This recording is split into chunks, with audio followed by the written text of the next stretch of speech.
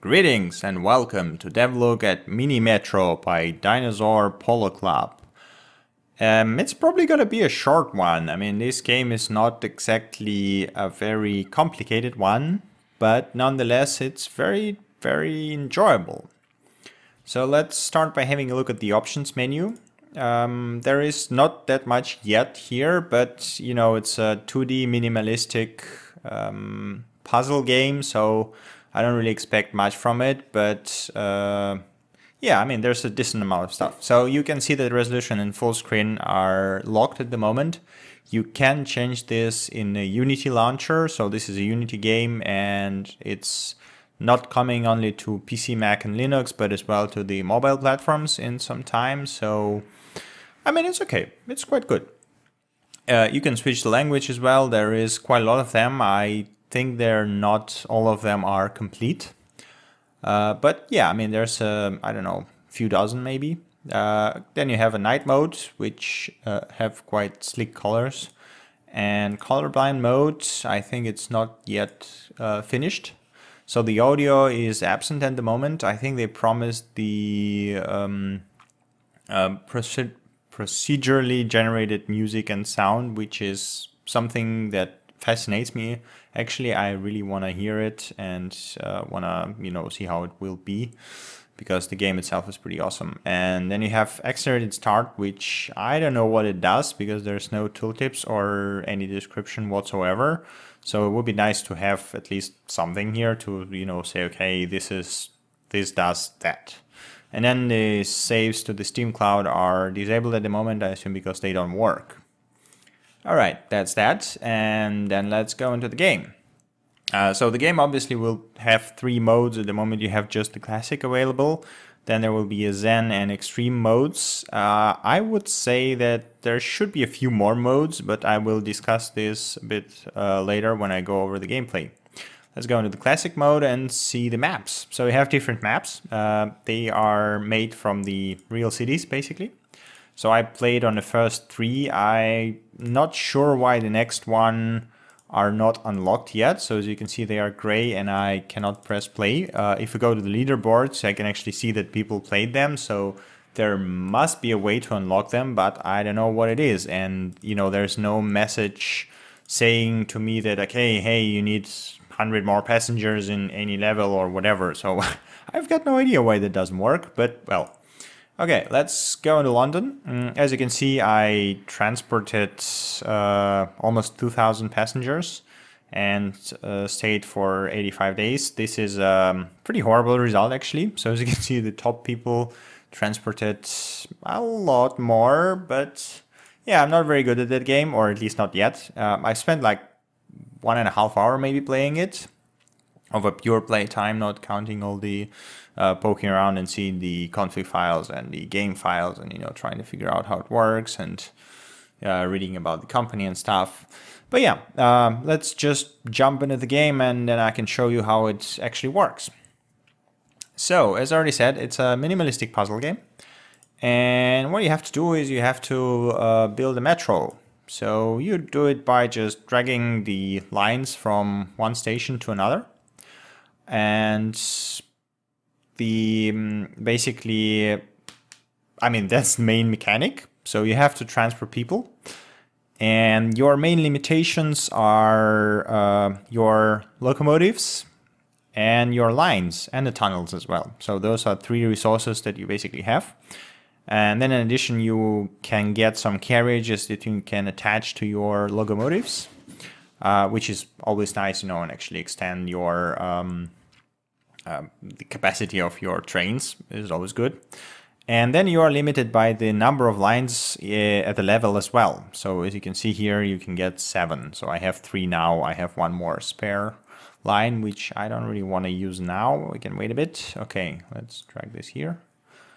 Maybe, yeah. So then basically you build the lines between the stations. Stations are marked as shapes. So as you can see there, and then you have the passengers. So those tiny shapes are passengers that wait to be transported to a specific other shape. And The interesting thing about that is that, as far as I understood, they don't care which exactly station it will be. Yeah. So if this guy wants to get to the square, to the circle, he doesn't care if it's a circle here or if I connect it here, for example, and then he gets there. So it will be the same for him.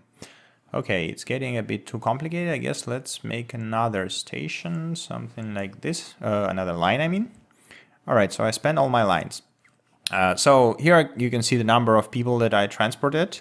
And here in the top, you can see the clock that actually shows the time of the day, and basically the amount of people who want to be transported will change depending on, if it's night, if it's day, if it's Sunday, if it's Monday, and so on. And then on the end of the month, you actually get budget bonus or whatever. English language fails me today. Here we go. So, okay, in the end of the week, actually. So you get always one upgrade that is picked by the AI, I guess. So this time it's a locomotive. And then you can choose what you want to take. Is it additional line or additional carriage? I don't think we need any lines now. Let's take a carriage. So what I can say is that it would be nice to have some sort of indication, how long it is till the end of the week. I know you can kind of look, okay, this is Monday now, so you know that you have to go through all other days, but it would be good just to have something really small in the corner that you can, glimpse and say, okay, I have like 2 more days to last until I get another carriage, for example, yeah? So that would be something. No, I don't think this is needed. Let's see. I guess something like this would do. Okay. So what about the? So you're just looking at this and saying, okay, this looks like a simple graph task. Yeah. So you have to figure out the optimal route between the points, and you can even pause the game and then just build whatever route you think will be best and, press play and just watch it unfold. Yeah, sure. So the only problem is that the stations are not static. So first of all, you obviously get the new stations added randomly. And second of all, the stations are not always the same. So if this is now square here and this is now triangle here, doesn't mean they will be there in like few days. So they tend to swap to different symbols. And that means you have to change your, either change the configuration of your subway or add more carriages or add more locomotives or add new lines and, somehow adapt to this, because otherwise people won't be delivered to whenever they want to go, and you will get overcrowded and you will lose eventually. So the lose condition is quite simple. As soon as your station gets too many people, so they stack up here.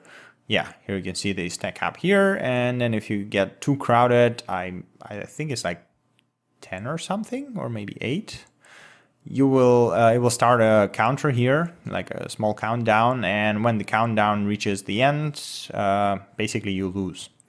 So the main task is not to get overcrowded stations, which can be quite hard, especially if you play for long enough. Okay, we have carriages. I don't think we really need any of that yet. Nice. Next week, and let's take a line, I guess. Okay, let's see what can we do here.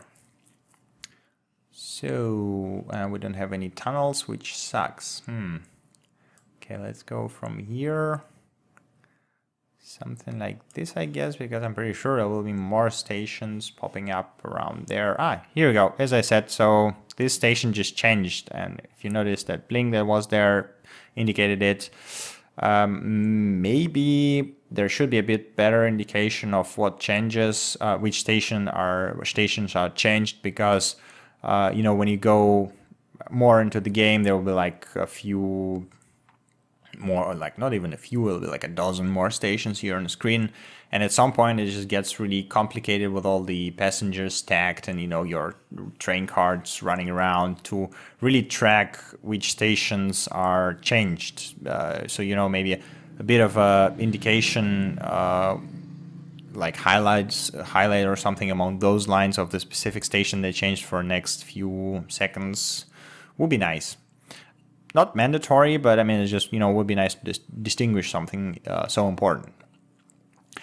What other things? Well, I mean, I'm personally pretty weak towards the games that have this one very, very polished puzzle mechanic, and I think this game is really, really interesting one. So I mean, it has pretty cool idea, pretty cool mechanic, and it's implemented pretty well. Obviously, it lacks some polishing, so sound effects, some UI, tiny UI things. I mean, it's minor, yeah, it's obviously the devs will make it. But there are a few things that I personally think that this game would benefit from. So you've seen there was 3 modes in the game menu. One of them was Zen and the other one was Extreme, in addition to the classic one, obviously.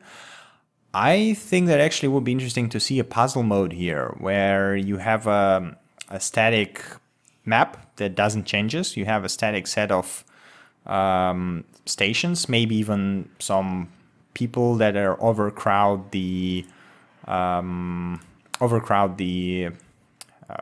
stations, yeah, and then you have to resolve this situation and say, make it so that okay, let me think a bit. No, let's put another locomotive on the red one.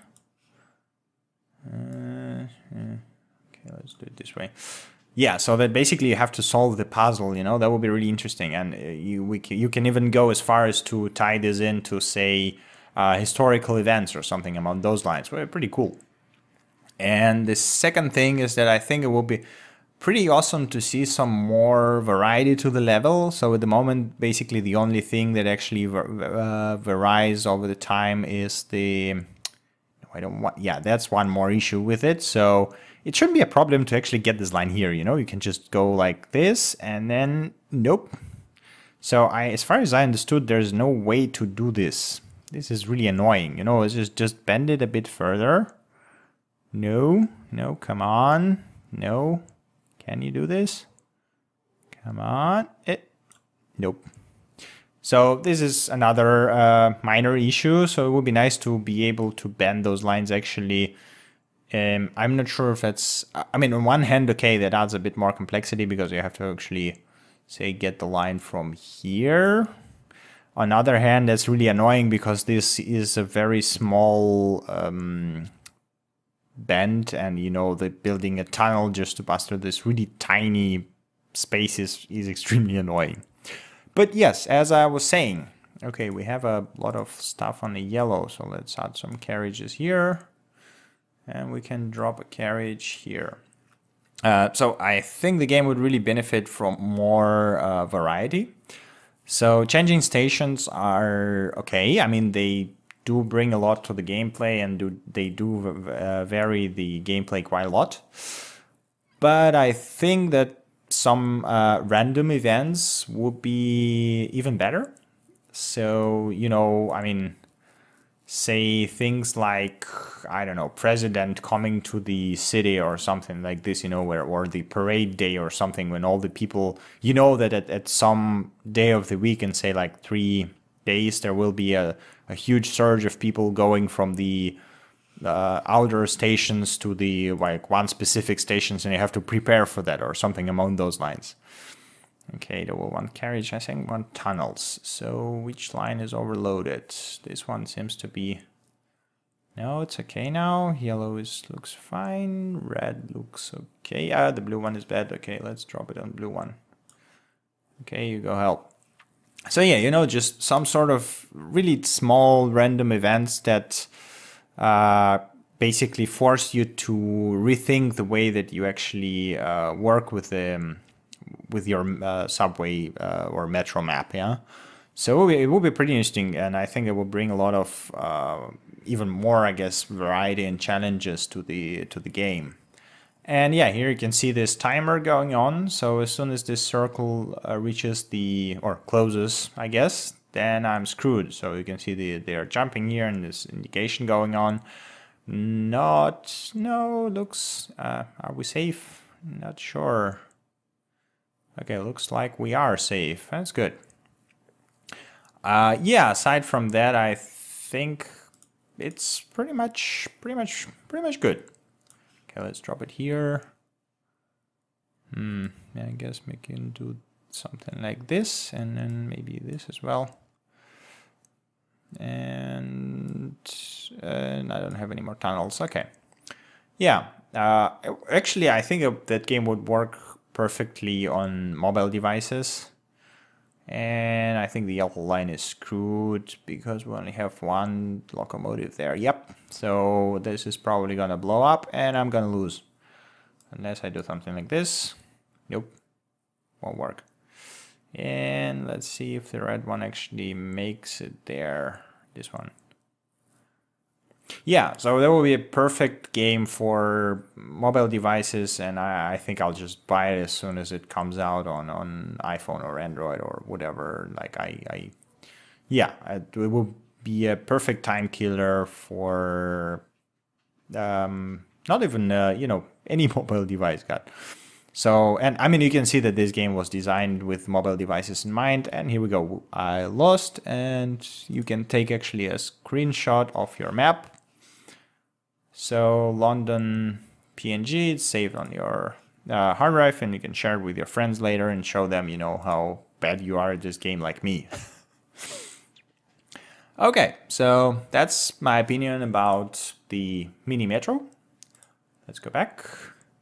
It is available on Steam Early Access right now for $7 or your regional equivalent. You can play it on PC, Mac, and Linux. I mean, it's Unity. And it's coming to your mobile devices pretty soon, I guess. So, I mean, aside from the sounds that are obviously not here, everything else is pretty much in places. And I think that adding new modes is not very complicated since most of the stuff is randomly generated anyway. So yeah, if you like puzzle games, Mini Metro is pretty good. Try it. And thank you for watching, and see you next time. Bye.